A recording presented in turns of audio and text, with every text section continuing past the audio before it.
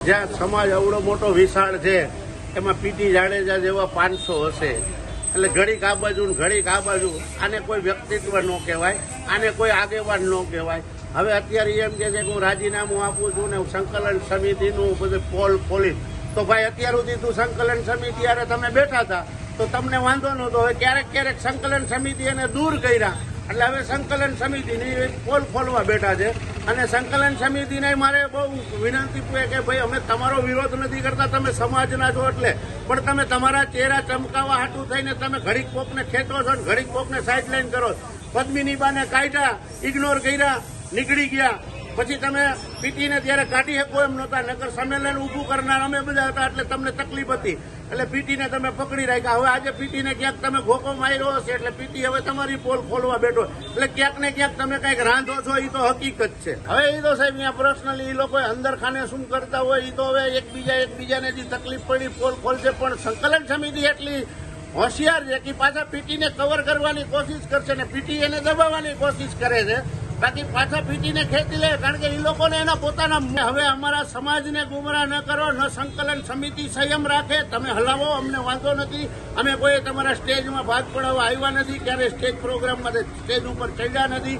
પણ તમે 2 મિનિટની ચિઠ્ઠીઓ કોઈને આપતા નહીં મહેરબાની કરીને, કારણ કે હરેક રાજપૂતનો હક છે સ્ટેજ ઉપરથી બોલવાનો.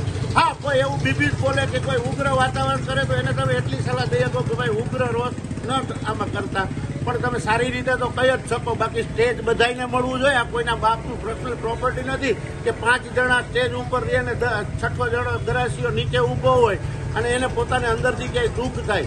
અને રાજ શેખાવતને જે સ્ટેજ નથી આપ્યું એનું દુઃખ અમને રહેશે, કારણ કે આ કરણી સેનાની તાકાતે જ આંદોલન હાલે છે અને કાલે કરણી સેના જ ઊભી રહેશે. 5 દી પછી સમાજ માટે કરણી સેના જ ઊભી રહેવાની. બાકી ગદ્દાર આમાં કોણ છે ને કોણ નહીં એ હવે અમારે ગોતવાનું રહ્યું. અને કરણી સેનાની મહેનત વગર ને કરણી સેનાના સપોર્ટ વગર ના તો સંકલન સમિતિ અહીંયા રાજપૂત આંદોલન લઈ જઈ શકે કે ન પીટી જાડેજા લઈ શકે. આ તો બધા લાડવા ખાવાની વાત છે. બાકી મૂળ તો કરણી સેના, ઇન્દ્ર વિજય સિંહે મહેનત કરી છે. સુરજપાલ અમુજી હમણાં આમાં ભેગા થઈ ગયા છે. હવે એને રાજીનામું દીધું એટલે નકર એ થોડાક ભાજપના હતા તો સાઇડલાઇન હતા. અને મહિપાલસિંહ મકરાણા અને જે અમારા ભાઈ આપણે રાજ શેખાવતનું એ બેની જે પાઘડી ઉછાળી અને આંદોલન ત્યાંથી પબ્લિકને એમ થયું રાજપૂતને કે અમારા આવા મોભીની જે પાઘડી ઉછાળી તો આ અમારું અપમાન છે. એટલે રૂપાલા પછી પાછો એક ઈ પોઈન્ટ આવી ગયો. એટલે આમાં હવે ગદ્દાર કોણ છે? આ લોકોને સ્ટેજ હોપીને મહિપાલભાઈ તો નીકળી ગયા દેશમાં સફર કરવા ચારેકોર રાજપૂતોમાં. તો આ અત્યારે જે અહીંયા બેઠા બેઠા તમને હોઈપું છે ને એને શાંતિથી તમે હેન્ડલ કરો. તમે એકબીજાને ગદ્દાર કહી અને સમાજને નબળો ન પાડો. એટલે ગદ્દાર તો કદાચ આમાં કોણ હશે, પીટી હશે કે પોલા હશે એ તો હવે આવતા દિવસોમાં ખબર પડી જાય. પીટી ગદ્દાર હોઈ શકે અથવા તો સંકલન સમિતિ ગદ્દાર હોય શકે. જો પીટીએ ગદ્દાર કીધું, 2 માંથી એક ગદ્દાર હશે તો જ આ ગદ્દારીની વાત આવે. હું તો પહેલેથી જ કહેતી આવી હતી કે આ સંકલન સમિતિ શું કરી રહી છે, માર્ગદર્શન એ લોકો એવું હતું જ નહીં. એ રિઝલ્ટ મને નથી દેખાતું કે આંદોલનનું કોઈ રિઝલ્ટ આવી ગયું. અને કોંગ્રેસ લગતી જ એ લોકો આવ્યા હતા, મને એવું દેખાઈ રહ્યું છે કે ક્યાંક ને ક્યાંક એ લોકો પોતપોતાના સ્વાર્થ માટે આવ્યા હતા આંદોલનમાં અને સ્ટેજ માટે આવ્યા હતા.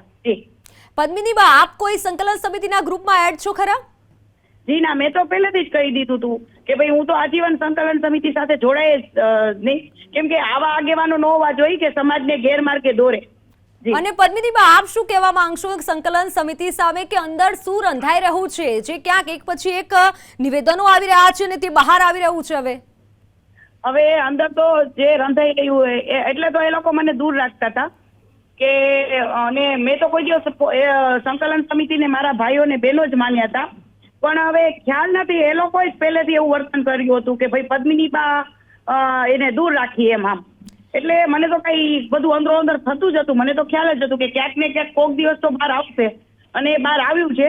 પણ આજે પણ પીટીમાં મને કેટલા બધા ફોન ગયા હશે કે ભાઈ આપ સમાજનું ખરાબ લગાડી રહ્યા છો, આપણે જે પણ હશે અંદરો અંદર પતાવી દઈ છીએ, આપ બહાર આવું ન બોલો.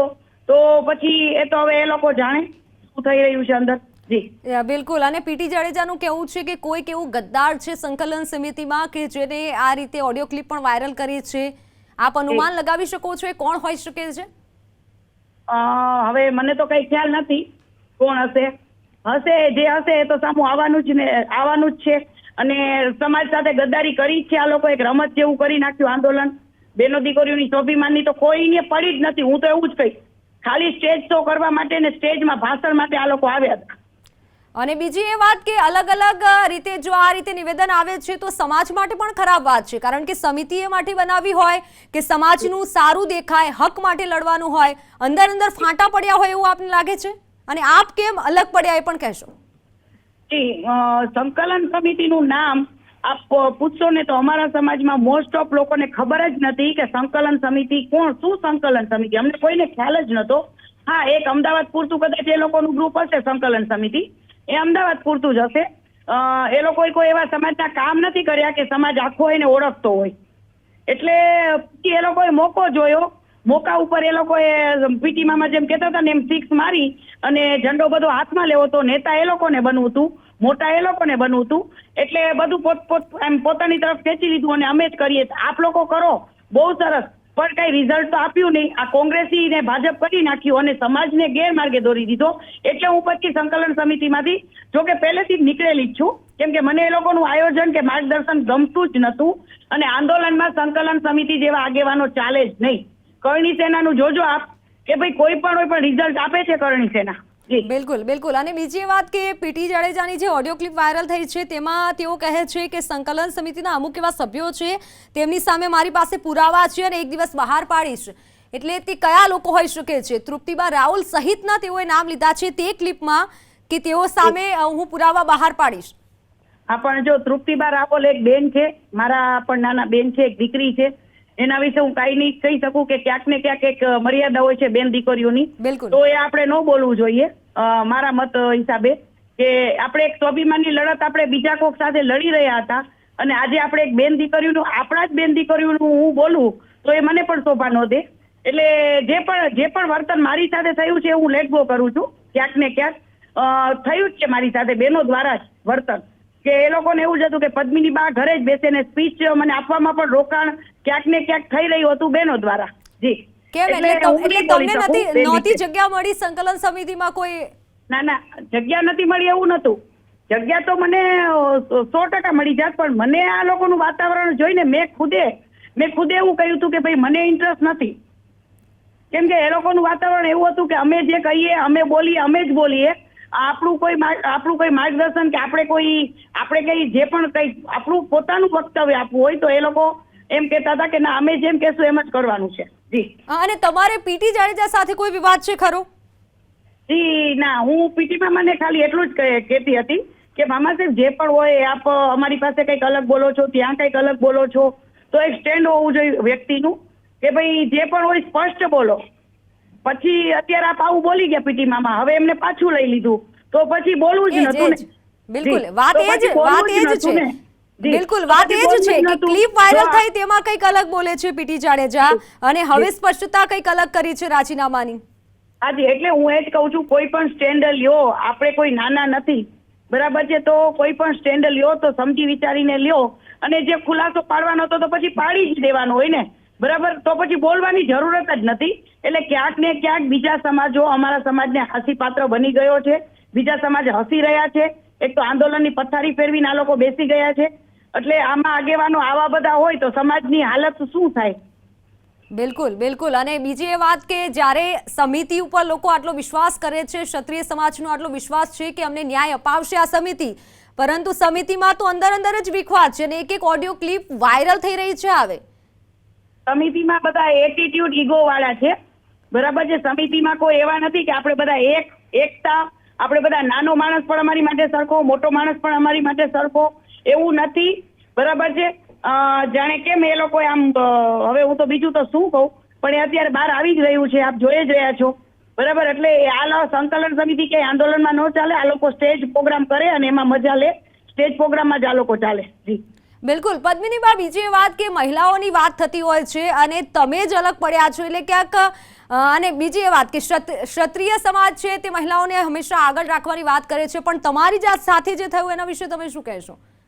જી, બહુ જ ઈર્ષા, કેટલી બધી ઈર્ષા કે આજે એક લેડી આગળ આવે છે એ કોઈને ગમતું જ નથી. એટલે મારા ક્ષત્રિય સમાજને એવું નથી, જે આવા અમુક આગેવાનો, આવા તત્વો, અમુક સમાજના એવા તત્વો પણ છે કે જેને એક લેડી આગળ આવી હોય અથવા તો પોતાથી કઈ ન થઈ શક્યું હોય અને વાહ થતી હોય કે ભાઈ એ ઈર્ષા દેખાઈ રહી છે, આપ પણ જોઈ રહ્યા છો કે મારી સાથે થોડા ટાઈમમાં કેટલું બની ગયું છે.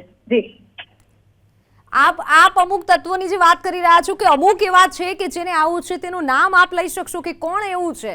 કેમ કે પીટી જાડેજાએ પણ એક વ્યક્તિની વાત કરી છે કે જે ગદ્દાર છે અથવા તેને લીક કરી છે આવી ઓડિયો ક્લિપ, તો કોઈ એક એવું તો હશે. જી એ સંકલન સમિતિનું એ વ્યક્તિ નથી, એ તો ક્યાંક અમારા સમાજનું જ વ્યક્તિ છે જે મારા મિસ્ટરને ફોન કરી અને ચડાવવાની કોશિશ પણ કરતા હતા. એ મારા અને ઘરે જ હતા મારા મિસ્ટર અને ત્યારે જ ફોન આવેલો, પણ હું ક્યાંક સમાજની હિસાબે અમે એને પહોંચી વળીએ છીએ, અમે જવાબ આપી દઈએ છીએ.